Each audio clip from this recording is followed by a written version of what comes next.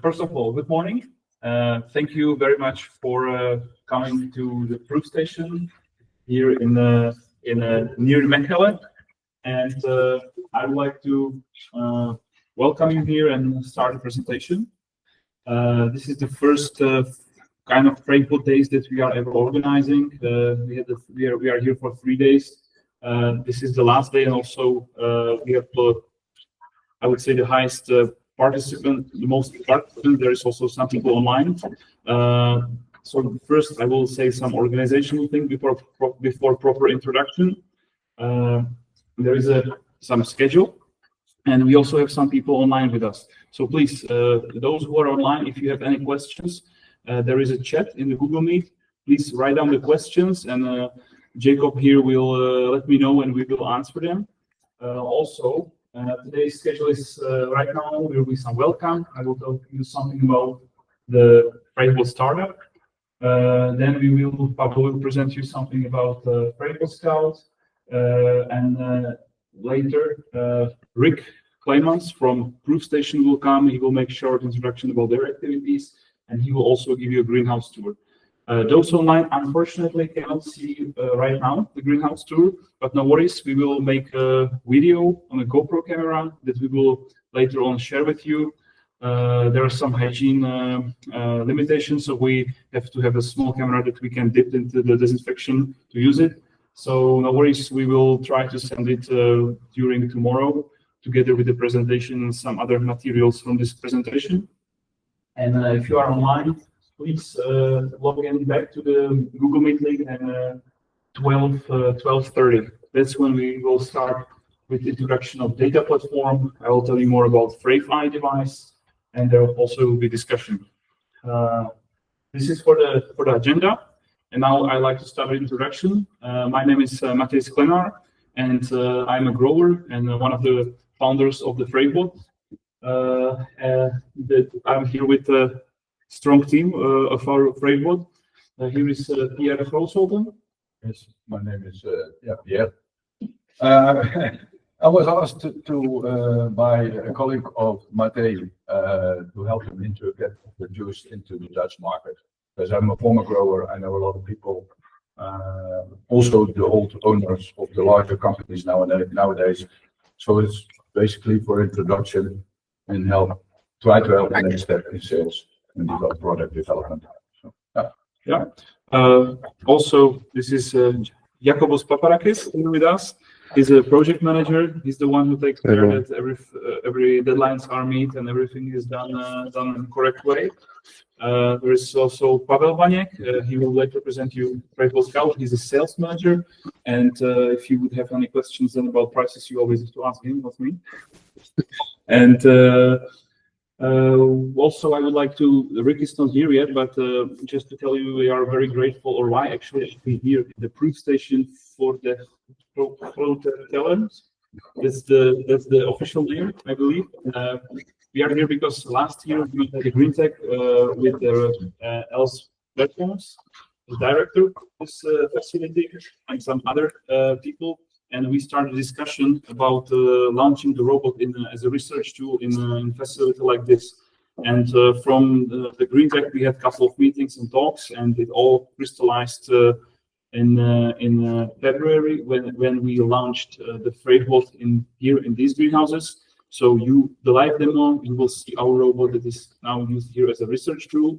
It is I would say it's not in the regular mode as it would be in the production greenhouse. So there are some adjustments to the robot, and Rick will also tell you more about the activities, because I think that they do very great job at research, and I really like their philosophy that whatever research they do, it has to be mainly useful to the growers. They don't do research for the grants, they do research mainly for growers. This is their philosophy, and that's what I like. And now I would like to tell you something more about FRAVEBOT. Very often we get a question why it's called FRAVEBOT or is it FRAVEBOT, and it's very simple. When we started, it's fruit and vegetable robot. And the first one who came with this idea is here, Bratislav, who is the guy who came from the automotive industry with a lot of experience in automation, computer vision, and wanted to use his skills and expertise in greenhouse horticulture. That's how we met. He just reached to me and said, I want to make robots for greenhouses. I need someone who knows about greenhouses and what the robots should actually do. So this was in 2021.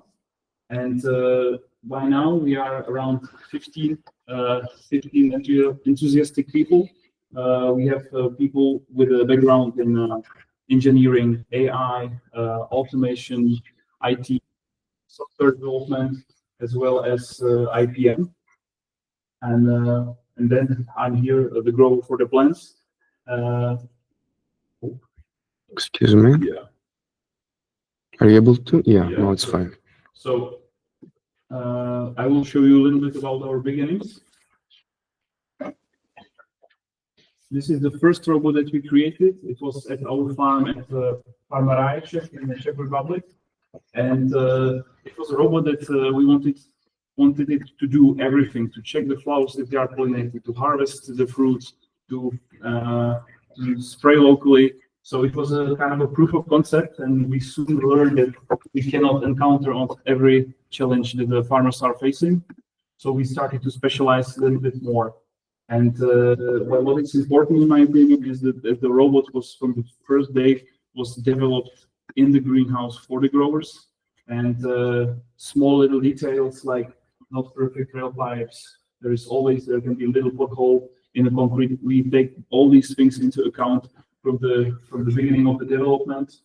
And yeah, this is our first fair where we showed the robot was actually not the fair with the not like green tech or anything agricultural. It was an industrial fair in Brno, which is actually one of the biggest ones in Central Europe, where we decided to transfer a 10-meter long plant, which is actually more challenging than I expected. And as a result, we had nice plants with red tomatoes, but by the time we got it to the stand, all the red tomatoes fall off, and we only left with a green one. And we were next to companies like Bosch and Siemens. And I gotta say, most people came to our stand, even though it was way smaller, because it was really eye-catching. But we went really big way from that. And we will now present you where we are right now with the FRAVEBot Scout, and I will give a floor to Pavel. Here you go. Thank you. Hello, everybody. Good morning. Thank you for coming. We are happy to have you here, and hope we will spend the night day together. So we all who are here, we all know that one of the main challenges for the growers is peasant disease detections, yield forecasting, and targeted IPM. These challenges we decided to take over as our mission, and these are also our main activities and main field of our activities. Really understand that fighting these challenges is a time-consuming task for the grower. It requires people. More of that, it requires skilled and reliable people, which in this part of the world we are generally missing. And in any case, even if we have them sooner or later, it's very likely that we are people and we make mistakes. So therefore, we decided to start manufacturing devices that autonomously capture data, and they autonomously detect pests and diseases symptoms. At the same time, we train AI algorithms that turn this data into clear numbers which are used by the growers. The source data are being transferred and processed by AI algorithms to the database, which outcomes to in reports in various forms like graphs, heat maps, firm numbers, and this serves to the grower as a base for his or her future decisions. What does the grower want to have or want to know?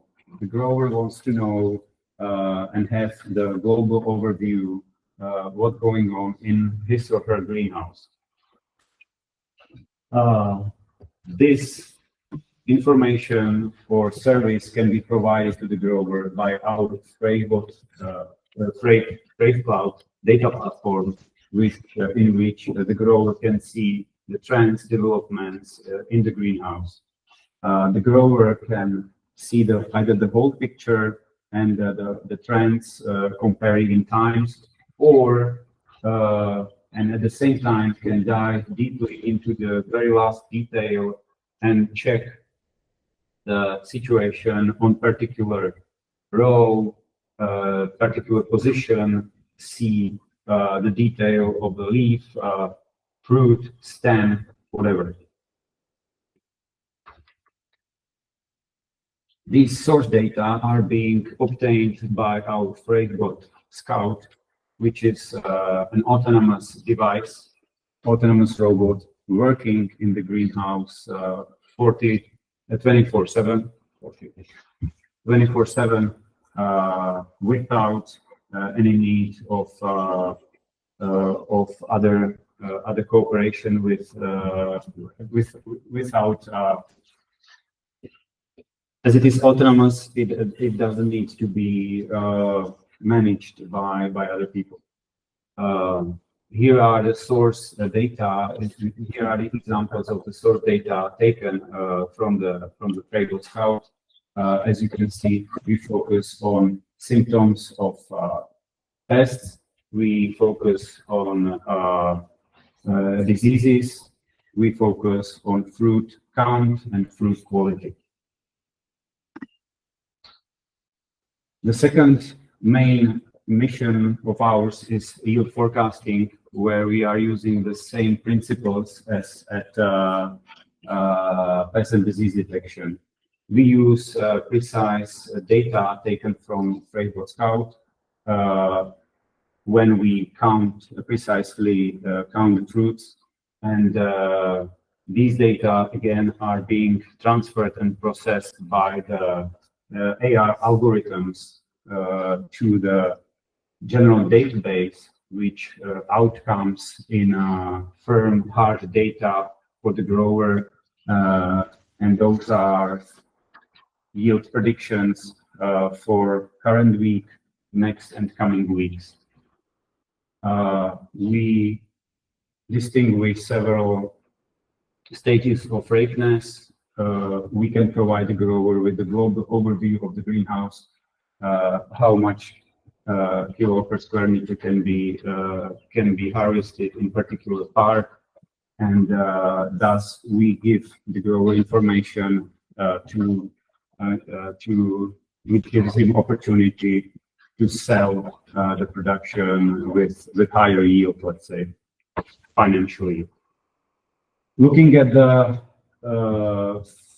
talking about yield forecasting, we also check and focus on the fruit quality, where we, for example, distinguish classes, two classes of quality of the fruit. In cucumbers, we report and spot blossom end rots. We detect fruit abortion with cucumbers, and again, the grower has the complete picture of the greenhouse, doesn't have to go to a particular row, but can check everything at the FRAVEBot, at FRAVE Cloud, and thus he's informed online at real time about what's going on.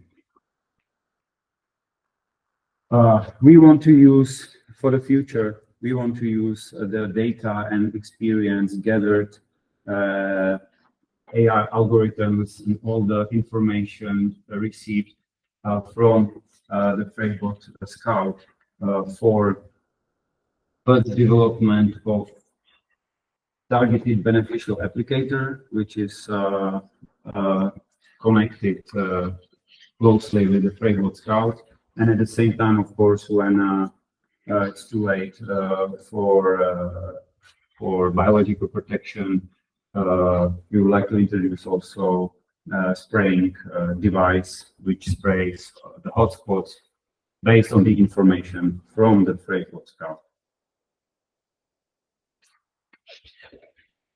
Now, let's talk about the device itself. It's fully autonomous device requiring no operator. It works 24/7, which means the day shifts and night shifts.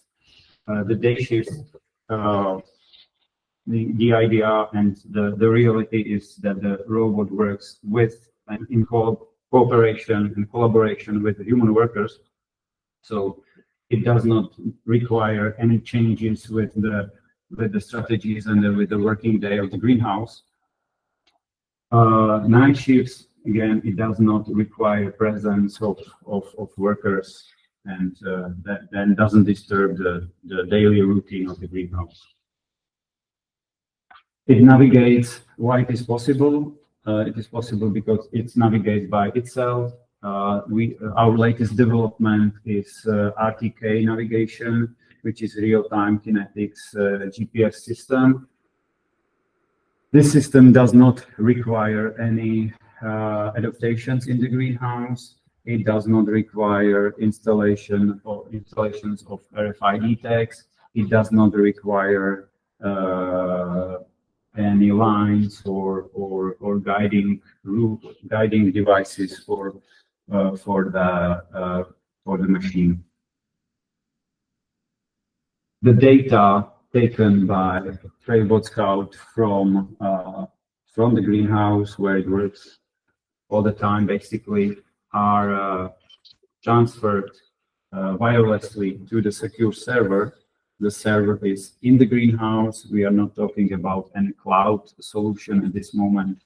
The data are stored safely at the growers in the greenhouse and are fully under the control of the grower. Of course, access to this data can be granted to crop advisors, and thus they can check from any part of the world and have a nice and detailed and precise, sharp pictures of basically any plant, any fruit, any piece of greenhouse we want to check.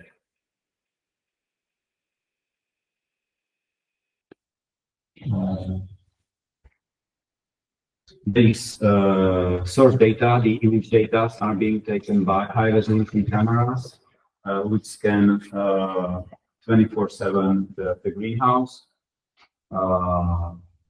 They take 24 pictures per second, and at this moment, it is 20 cameras located or equipped on the FRAVEBot Scout. How high is your resolution? It's HD. It's HD. Full HD at the moment.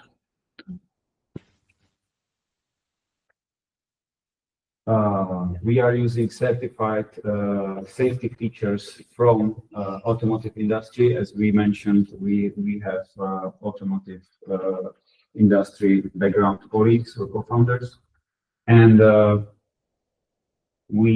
thus we can declare and say that and prove that the robot works autonomously in collaboration with human colleagues.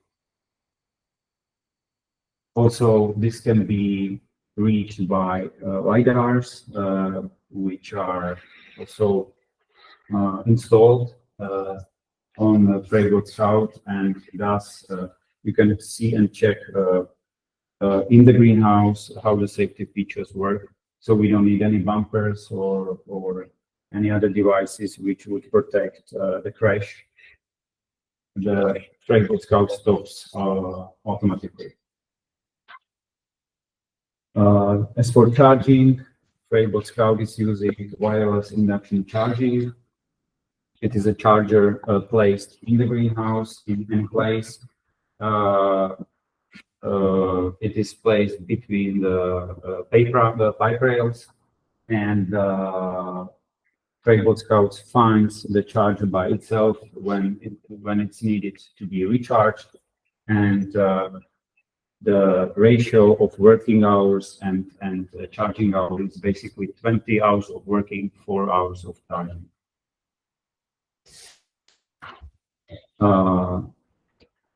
We provide, like I said, the real-time access from the data taken by the running Scout in the greenhouse via our FRAVE cloud to the grower or to anybody basically who has the access, who's been granted the access to the FRAVEbot Scout and FRAVE cloud. This is the current status for today regarding our installations. The most important and our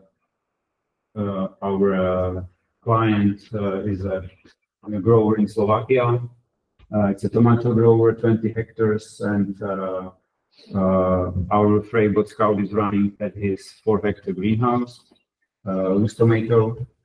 We of course run a FRAVEbot Scout at our FRAVEye check testing facility and production greenhouse at the same time.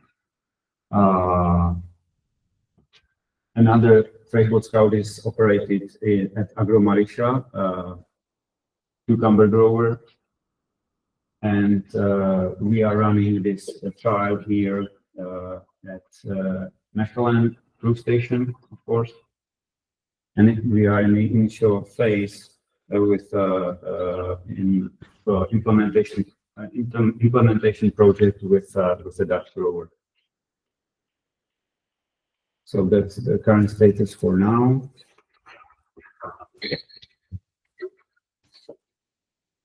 I'll give the floor to Maciej. Thank you, Pavel. So this is for the very brief presentation of the FRAVEbot Scout. We don't want to flood you with too many details because it's easier when you will see it. You will see how the device operates. You can ask a lot of questions. I owe a big apology actually to PSKW because Mechelen is a city nearby. This is Sint-Klaas-Katelijn-Waver, but we always say Mechelen because it's easier for us to pronounce. So Rick is not here yet, but yeah, I gotta apologize for that. I was confused. I will say just a few words about also like the activities here in a proof station. But before that, because there were like you see a lot of technology that we employ in our robots, but we have because Bratislava has a background in automotive industry, and the safety is like I would say top priority there of human workers. So the trend is that there are collaborative robots with the human workers, and that's also why we employ the lidars because. This is a thing that makes, of course, the solution way more expensive, but this is something that is also future-proof because in future, I think this will be a necessity everywhere. We are also thinking about the details, such as what if you have the robot is charging and you have someone who needs to cut the leaves in that row or harvest that row, and the robot is in the way.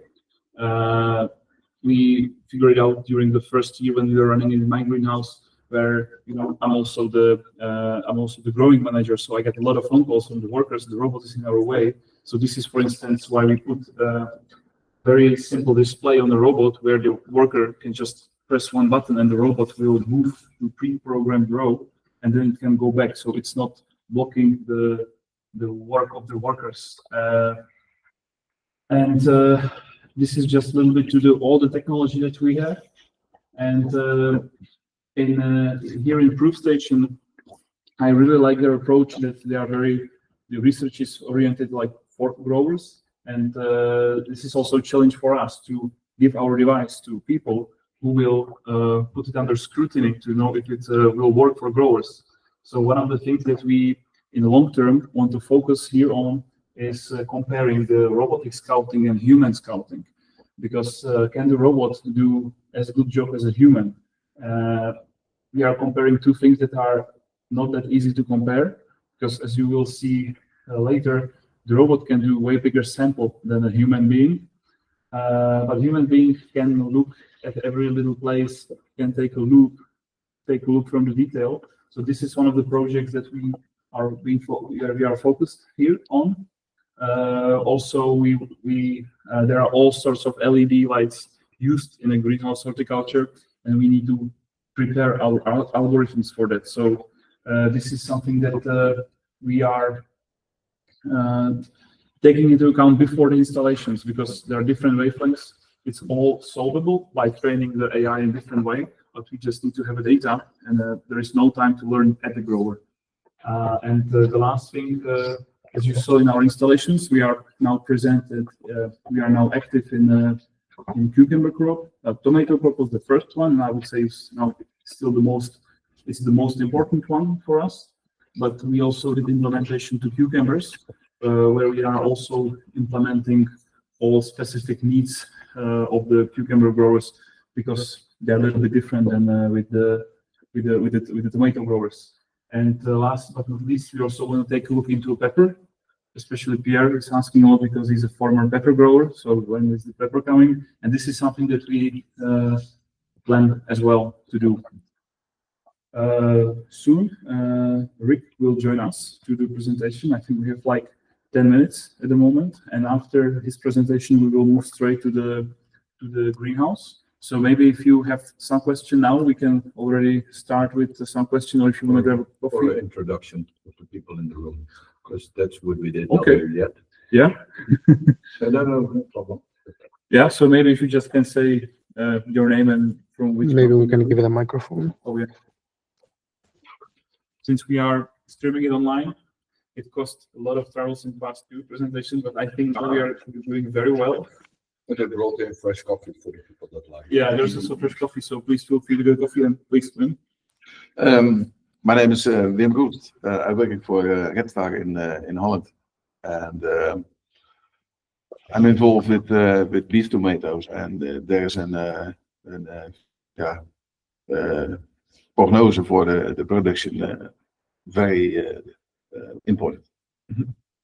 So this is the main topic for you, the yield Yes. prognosis of the beef tomato harvest. Yes. It's a quite difficult one, beef tomatoes. Yeah. Yeah.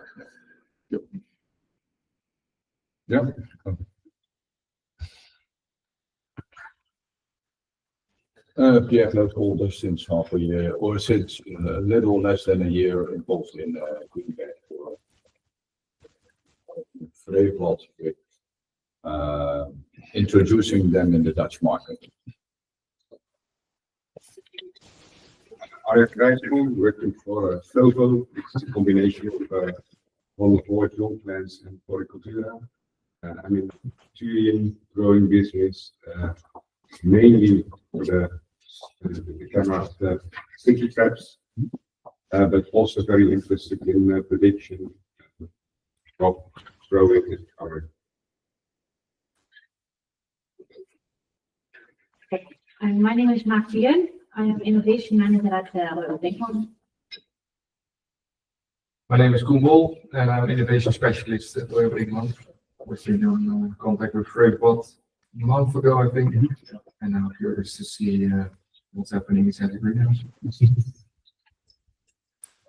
Hi, I'm Adish from Discount Group. I work as a strategic innovation engineer. Yes, here to explore. Innovation project manager at Barnes House. Not a grower myself, but quite a lot of growers.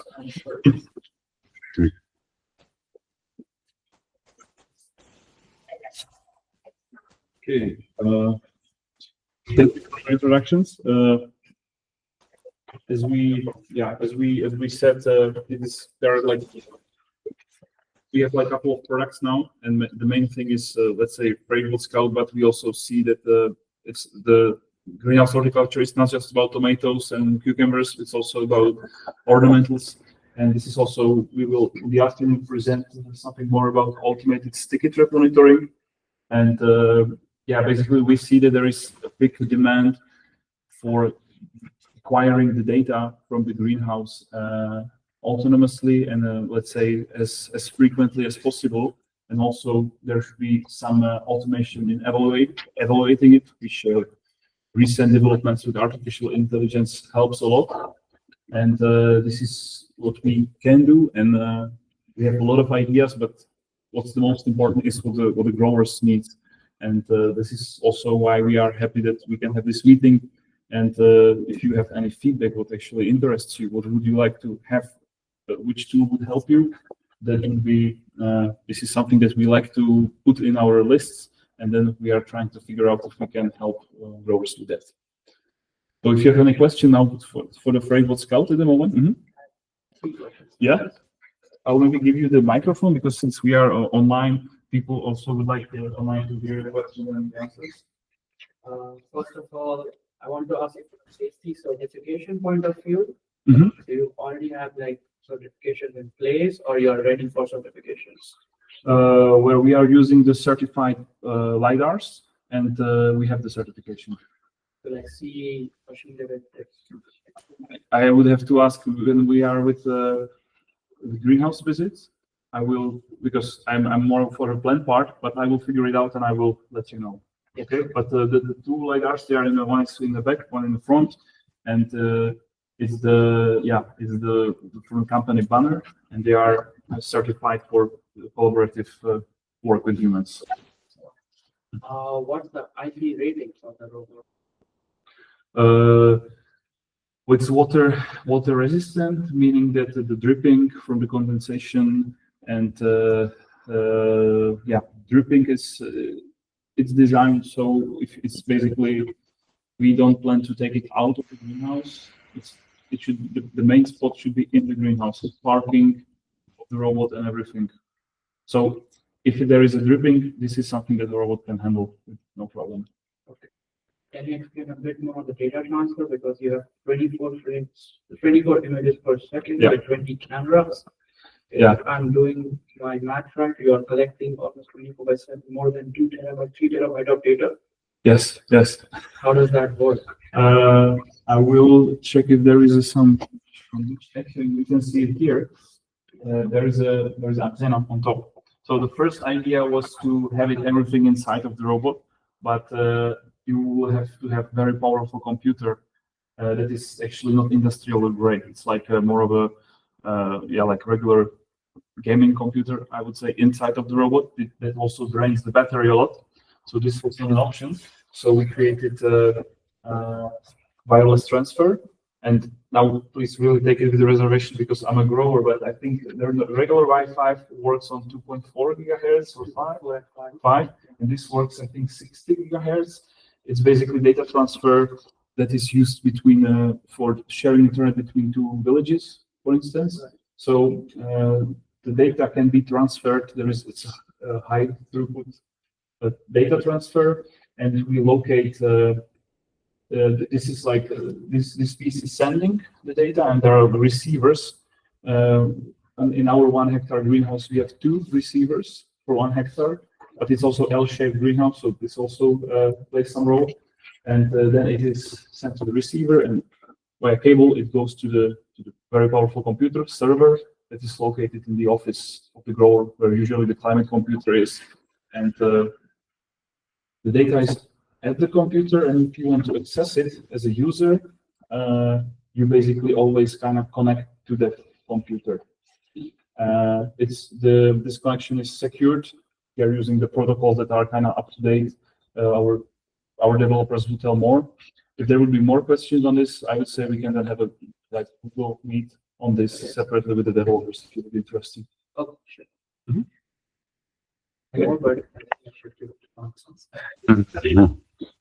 Okay. I have a few about the localization technology. And more specifically, how accurate are you in terms of centimeters? How close by can you get? Yeah, so we use the GPS RTK. It's used with the tractors at the field where the accuracy can be 2 to 3 centimeters. Of course, it's a bit more challenging in the greenhouse because of all the construction. This is the new development, and we are around 5 centimeters of the precision. And for instance, if the robot goes to the row, I don't know if I have some picture of the row somewhere. Here, like the row is behind the robot. This is the stereo camera that will see the rail pipe, and it will navigate, because rail pipes are very often moved by a cart when people are lowering or something. So this stereo camera will make the fine tuning to send the robot straight to on the rail pipe. And this RTK, it's around 5 centimeters of accuracy. We have to build our own RTK station in the greenhouse to do this. Okay. Is it functional already? Yeah. This is we are like still like doing the final tests, but we are already like driving like this through the greenhouse. Because I think there are also some other companies who tried GPS with RTK also. Yeah. Centimeter was with the greenhouse. It's a bit tricky with that also. Yeah. We also, the Martin, who was here as an internee, he is basically in charge of navigation, so he can tell you more in the greenhouse. You can ask if you will have more like technical questions. You can ask him. Yeah. In what stage can you recognize a plate? Sorry. You showed some pictures of plates you can recognize, but in what stage can you see it? This depends based on the crop, and of course what kind of disease it is. For instance, in a cucumber with a powdery mildew, I will have a presentation about this in the afternoon, where I will show you some real data. But it's from the first spot in case of the powdery mildew. Here are some results. This is, for instance, I know the picture is quite small, but we'll provide a presentation. This is for the spider mite or a leaf miners from the I would say, if it's like you already the first small symptom, you can see it, but it's more easier to see it from the data that we will show. What we always keep in mind are saying that the users has to keep in mind the robot. It's like imagine a human's count without hands. So if there is a symptom on the other side of the leaf, it's not. That was my next question. Yeah. So this is a trade-off, because the robot has to have certain capacity. We will talk about it later, but if the robot would do every single row in the greenhouse, we can do around 2 to 2.5 hectares a day. But this is not feasible to do every single row in the greenhouse. Maybe we have different strategies. So let's say if we do every second row, we can get up to 5 hectares. So we can do up to 50%. If we do every other row, we do 50% of the sample of the greenhouse, where there is very high probability that if the once on one leaf, the symptom is, let's say, turned that we cannot see it, that somewhere it is oriented that we can see it. So I would say that we are collecting large quantity of the data. So that with statistics, it's high chance that we will find it in the early stage. Last question, and I'll give you back to someone else. But you mentioned with the cameras that the lens stays clear, because at some stage in the growing, you get all this. Yeah. I was looking for a better word.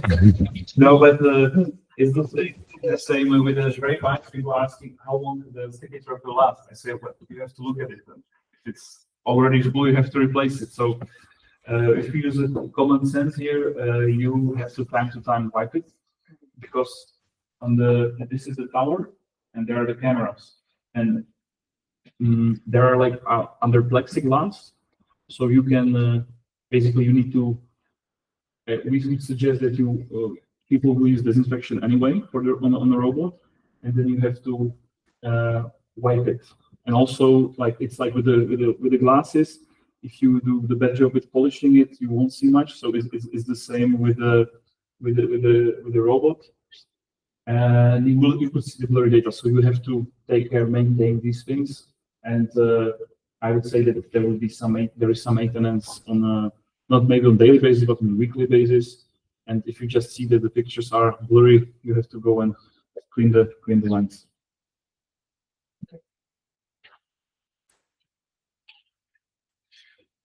I was wondering, where do you expect to bring the most value? A yield prediction or pest and disease detection? It really depends to whom are we talking, because especially in the Netherlands, it's also we've said that the most of the focus is on yield forecasting, and also the larger the company gets, it's something that they are very interested at, the yield forecasting. If we, for instance, in Poland, we are now in negotiation with one greenhouse. They are mainly interested in pest and disease detection. The main motivation there is the tomato brown rugose fruit virus, because they are growing varieties that are not resistant. So it really depends, I would say. Our approach is also, since we collect the images of the plant that we then analyze with AI, is to mine as much data as we can. So at the moment, it's yield forecasting and pest and disease detection, of course. But for the future, we plan to look at other things as well. It's also that we want to discuss with the growers. I don't know, there is a missing gripper, there is a broken stem, maybe there is a bad job was done with removing the side shoots. This is always something that we can take a look at. But first, we need to talk to the growers if it makes sense, if it's in the general interest of the growers.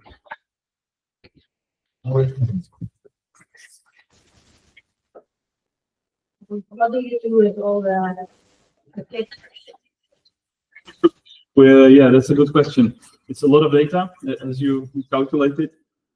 We have a server that has a lot of hard drives, and then it's up to the grower, like how long you want to store the images, because with the AI, we basically analyze the picture and we convert it into numbers. And the numbers doesn't take much space, pictures does. And after some time, we have to delete the pictures. So we aim to have let's say 1 month or 2 months. It really depends on the preference. Our installations that we did so far, the largest greenhouse is like 4 hectares, and it's because we are also interested into keeping the data. We have now the ability to go back up to 2 months. But you know, if you see these pictures, it's good for validation. But once you trust that the algorithms works well and everything, this is information that you will not maybe need. You are mainly interested into watching the trends, number of detections, etc. But especially like when this is a new technology, there has to be a way how to validate it. But I would say that there should be 1 month of worth of images that you can go back in the history to look how some certain symptoms were developed, etc. Good question.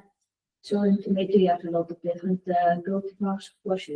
So you use the loose tomato, the fixed tomato. How quickly can you learn a fine model to become effective?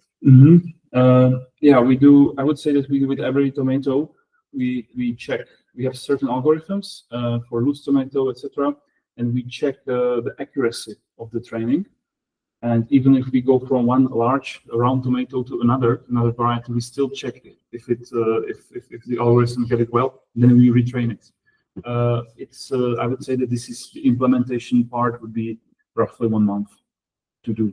It's also for the grower to say what is the ripeness stage the day which they will harvest, so we can set, yield forecasting that this is the ripeness that you harvested. And yeah, there are like generally 7 ripeness stages, but it can be within each company, it can be moved a little bit. So we have to adjust it based on the preference of the grower. And how do you track the truss?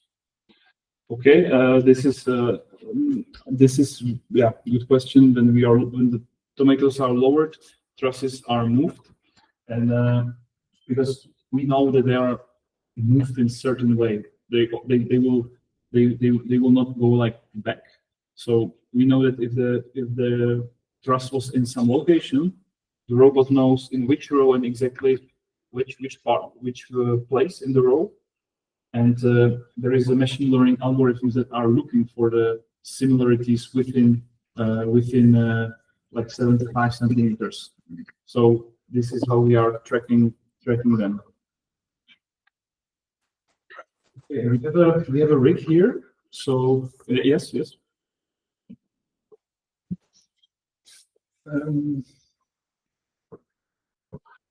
I have one question about, can you also make contact with other databases? Yes. Like Let's Go. Yeah. Specifically with Let's Grow, we are already in touch, and we are working on integration. Afternoon, we will show our data platform, but we know that there is so many data platforms, so we don't want to make one more. The indicators, we work that indicators can be transferred from our cloud to Let's Grow, for instance. So the company, the other company, there is Let's Grow, there is Source, there is other companies. They all has to be open to it. But we already had the discussion with Let's Grow, and now we are working on API connection to their platform. Okay. And the equipment is own park sensor or Power sensor? Yeah. We can put it on it. We have it in my greenhouse, but we try to use it to do proxy of leaf area index. That we put 2 power sensors on top and down. Yeah. But the results were not that great, because it's also about the placement. And but we can, if there is an interest, we can put power sensor that will give information like a heat map on each part of the greenhouse. But the connection with Let's Go is I think quite important. Yeah. So this is yeah. If there are any other questions, maybe because we have a rig here, and he will then also give you the tour of the greenhouse. We can also answer them after the tour. So Rick, we will put the presentation on, and we're also streaming online. People are in the camera, and yeah, that's the microphone.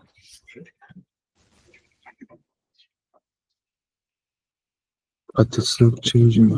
I will just give me 1 second. I will.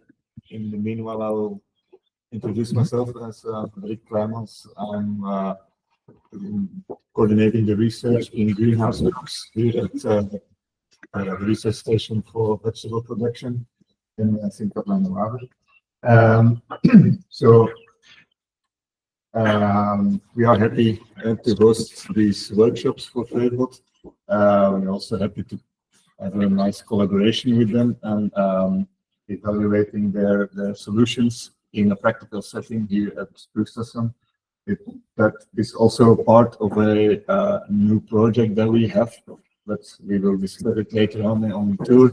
A project where we want to demonstrate all these new solutions on focusing on digitalization and robotization in horticulture. But let's start with a brief introduction on where you are now, as some of you are familiar with us and have been here a lot of times.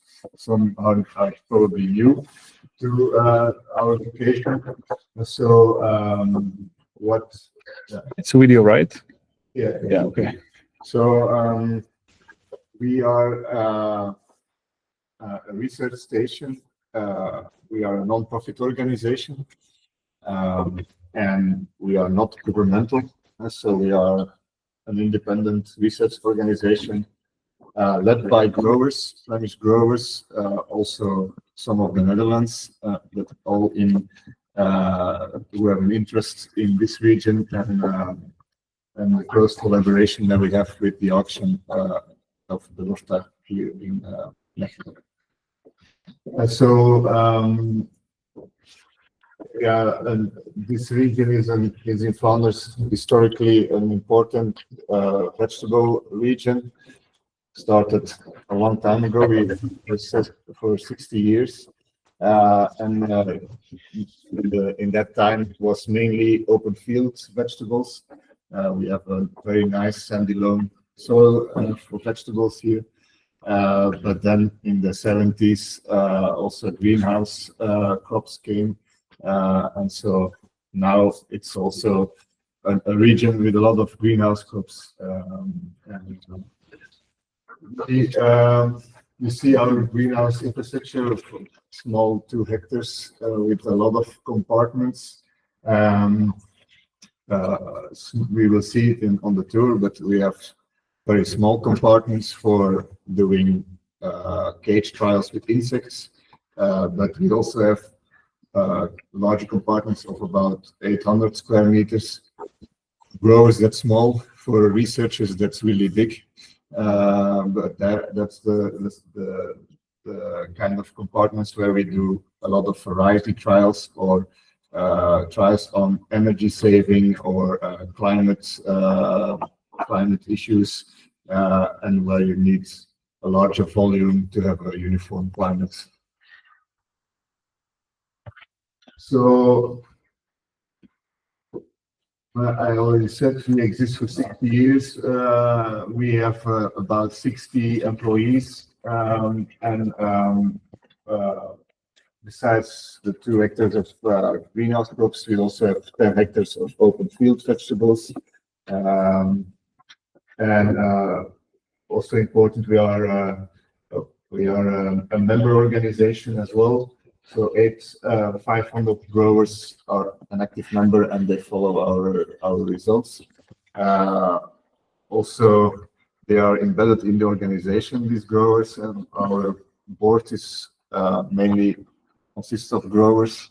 For each crop, we have a technical committee or an advisory committee of growers that give us the priorities where we should focus on, and so everything we do is with in mind, is this something the grower wants?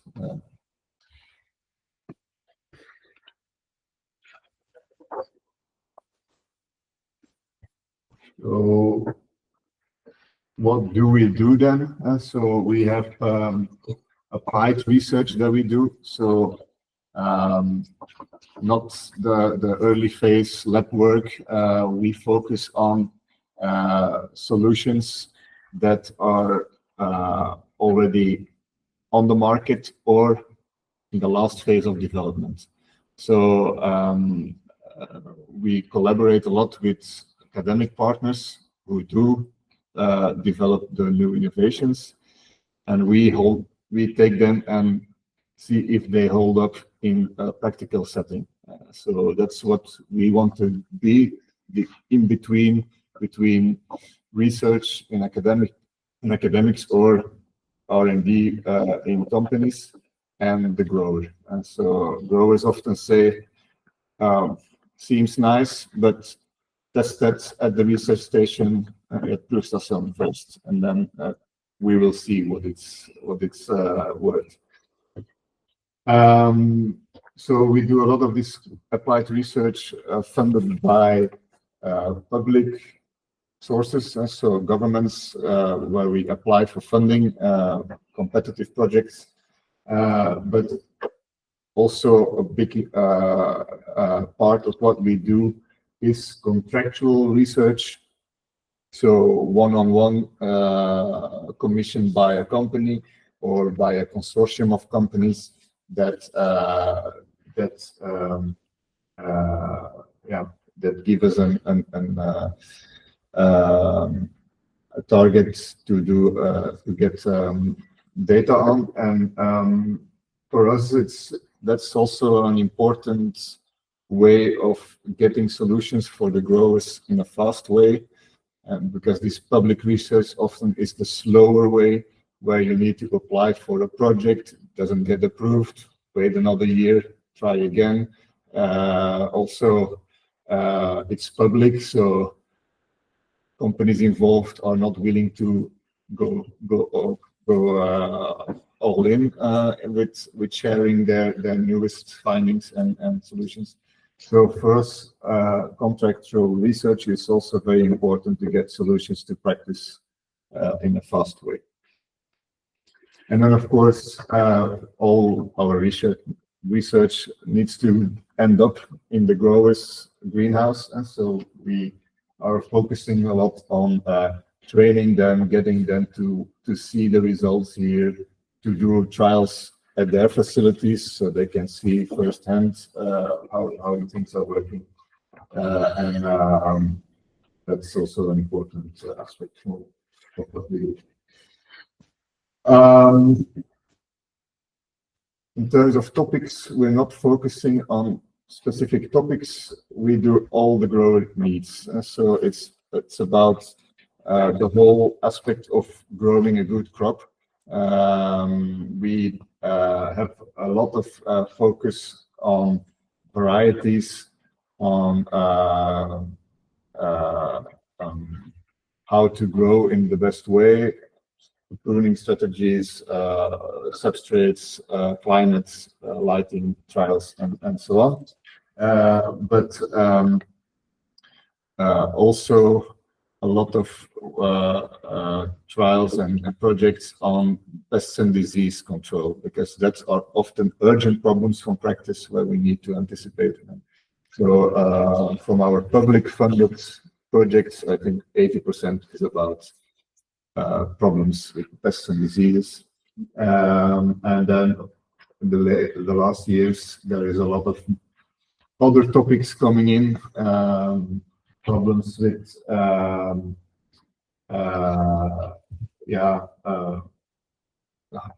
growers finding it hard to find good laborers or managers, crop managers, is what drives us to do more research on this automation and robotics. But other topics are policy that demands a reduction of carbon dioxide emissions, and so as you know, everybody is looking for energy saving or alternative fuels or alternative heating solutions.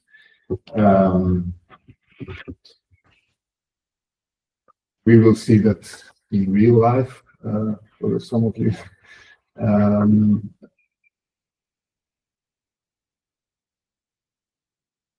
So I already said this, and so a non-profit organization and with the boards of directors which are mainly growers, and our financing is about 1/3 from the sector itself, being our members, the auctions, organizations, farmer organizations, and then 1/3 subsidies from the governments, and 1/3 companies who have an interest in our research.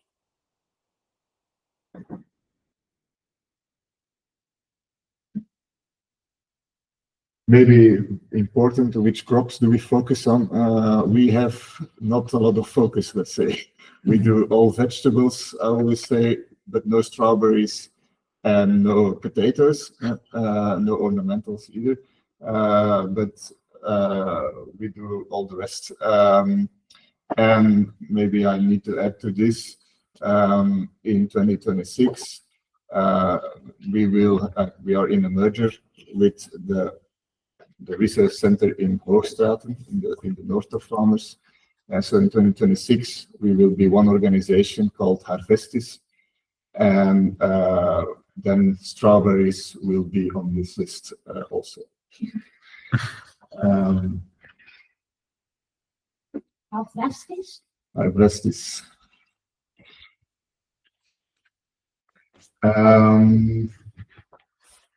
Yeah, so but more for the moment in greenhouses, in our greenhouse, main crop is of course tomato, and then cucumber and pepper, bell pepper are important. And then and also a very important part of our greenhouse research is on lettuce or other leafy vegetables on mobile gather system. And that's something we will see a lot during the tour. We have a lot of expertise on this cropping system. It's also really founded in this region with a lot of growers around us who are using it. And we also have consultancy cover the whole world on this cropping system, and we are, let's say, a leading research institute when it comes to leafies on hydroponics. You have a connection with the universities and Yeah, so we have a lot of collaborations with all Flemish universities, but not only Flemish. We work a lot in European projects also with Wageningen University and with other European universities. Yeah, we have a lot of projects running with these institutes. Are there questions? But we will have it through, so there will be possibility to. I'm curious about which trials you have that it will work faster. Yes. Yeah. A short introduction then is just fine. Yeah. Yeah, we will pass them. We have a lot of variety trials testing. We have yeah, pest and disease trials. I'm not sure we will see them, but they are typically shorter in time, just to test a new product or a new strategy. We have a lot of work on water disinfection we test all the new things that come in the market, or we come with our own innovative ideas, like the nano ultrafiltration is something that was an idea of our director in the past. Take this from medicine and try it in horticulture. What else? Yeah, in lettuce we are now, and in pepper also, doing a lot of research on new substrates. So very interesting is in pepper moving away from rock wool to organic. In lettuce moving away from peat to, for instance, rock wool. So those are interesting things happening in the world of substrates. Yeah. Okay, so if there are any other questions, or we can move on and maybe ask also along the way to the greenhouse. Yeah. So this is the moment where we have to disconnect with our online participants. But as I said, we should be back in 12:30. But since we are a little bit bigger group, we will keep you updated in the chat. So we might be a little bit late, but I think we will try to make it. Okay, so we can. In the greenhouse, you cannot take your phone, so it will not be possible. But I will take my phone, disinfected phone, and you can say, "I want a picture of that," and I will take it and give it to my phone. That would be nice. Yeah. Okay. Yeah, let's move. So we just move stuff. Let's connect back at 12:30.